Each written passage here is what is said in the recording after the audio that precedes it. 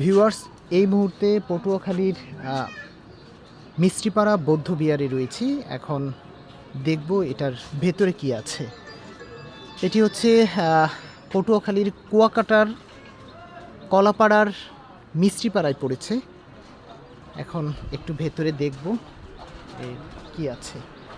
এর ভেতরে প্রবেশ করতে মাত্র হচ্ছে 10 টাকা ফি লাগে। 10 টাকা দিয়ে এখান থেকে এখন যাচ্ছি।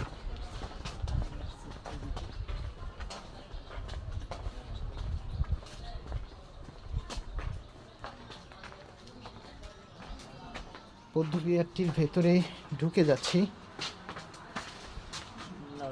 ওকে ঘুমাচ্ছে। জুতা খুলে ঢুকতে হবে না,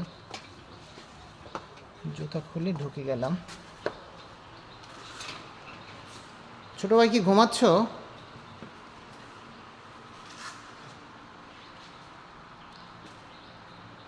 অনেক সুন্দর একটা বৌদ্ধ বিহার এখানে। এটা জানো এটার ইতিহাস সম্পর্কে? এখানে লেখা আছে না। আসলে মিষ্টিপাড়া বৌদ্ধ প্রতিকৃতির একটা সংক্ষিপ্ত ইতিহাস রয়েছে, সেটি আপনাদেরকে একটু জানানোর চেষ্টা করছি। শতাধিক বছর আগে তখনকার সংখ্যাগুরু রাখাইন অধিবাসীদের এক প্রভাবশালী ব্যক্তি ছিলেন মিস্ত্রি তালুকদার।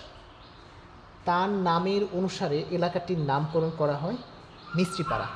তারই উদ্যোগে এবং আসাম থেকে আগত মাননীয় উনারদা মহাথেরু মহোদয় এর অনুপ্রেরণায় তিনি উপমহাদেশের বৃহত্তম বৌদ্ধ মূর্তিটি প্রতিষ্ঠা করেন। এটি 32 ফুট উঁচু প্রতিকৃতিটি তৈরি করা হয়েছিল তৎকালীন সময়ে বার্মা থেকে আগত 5 জন ভাস্কর্য শিল্পী দ্বারা। এই প্রতিকৃতিটি তৈরি করতে তাদের সময় লেগেছিল প্রায় 30 মাস।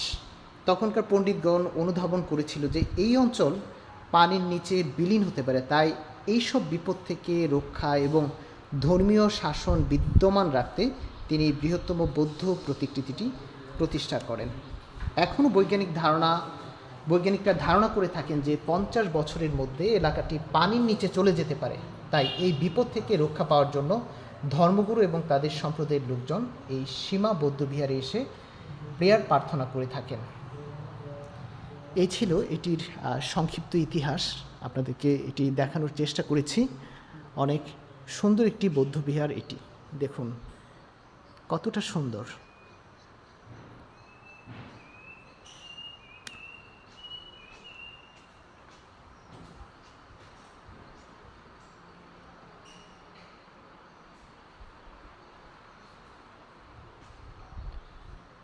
এখানে অনেকগুলো দেয়ালে ছবি দেখা যাচ্ছে।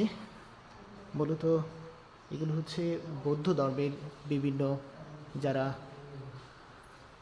বিজ্ঞ ব্যক্তিবর্গ রয়েছেন তাদের ছবি। এই যে ছবিটি দেখা যাচ্ছে, এটা মায়াদেবীর পিত্রালয়ে যাওয়ার পথে লুম্বিনীর এক শালবনে জন্মগ্রহণ করেন সিদ্ধার্থ। এরপরে এই যে ছবিটি, এটি হচ্ছে রাজপুরোহিতরা সিদ্ধার্থের ভাগ্য গণনা করেন। এরপরে এখানে যে আরেকটি ছবি দেখছি, এটি হচ্ছে সবশেষে আসলে ঋষি অসিত তিনি বললেন যে সিদ্ধার্থ অবশ্যই বুদ্ধ হবেন। আর কিশোর বয়স থেকে সিদ্ধার্থ কোলাহল পছন্দ করতেন না, তিনি নির্জন ধ্যানে মগ্ন থাকতেন। এই যে অনেকগুলো ছবি রয়েছে বৌদ্ধ ধর্মের সাথে যেগুলো যুক্ত, এখানটায় এসেছি, খুবই ভালো লাগছে সুন্দর এই জায়গাটি দেখে।